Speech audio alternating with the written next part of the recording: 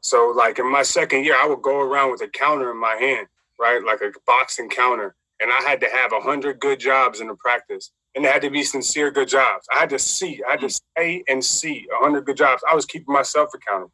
If I didn't make that many deposits, if I went to punish a kid, if I went to do anything negative, I don't have any withdrawals to make because I hadn't made enough deposits. Wow. I think that with the and I do the same thing in the classroom. I get to Garfield. It's my first year. I'm making deposits.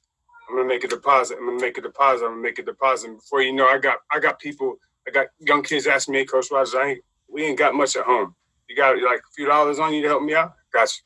I don't know how they knew, right? But like I'm making deposits, and I'm looking.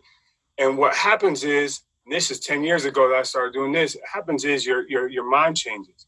And the way you see things changes. And instead of looking at these kids or looking at our communities in a way of what's something going wrong, you're going to come with this energy that's going to take you to 16 hours a day as a teacher and then coaching. And it's coming like there's so much talent and beauty in my community. There's so much character in my community. I'm just pouring water, making sure it has enough sunlight and it's safe. And I'm going to watch this thing grow. And that's my reward.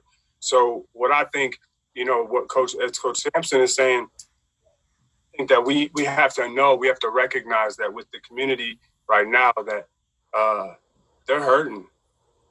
We have to acknowledge that's our first deposit right now. Man, y'all are hurting. I'm sorry you're hurting.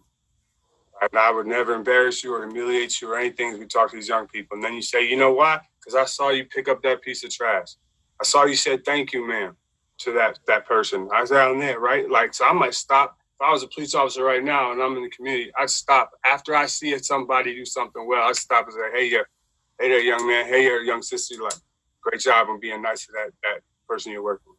Right? I'm making deposits. So I think that along with what Corey's saying, I think that recognizing where our community is at means that we got to know, and this is what I'm really excited about this call for and this opportunity for, is how do we fill the community up?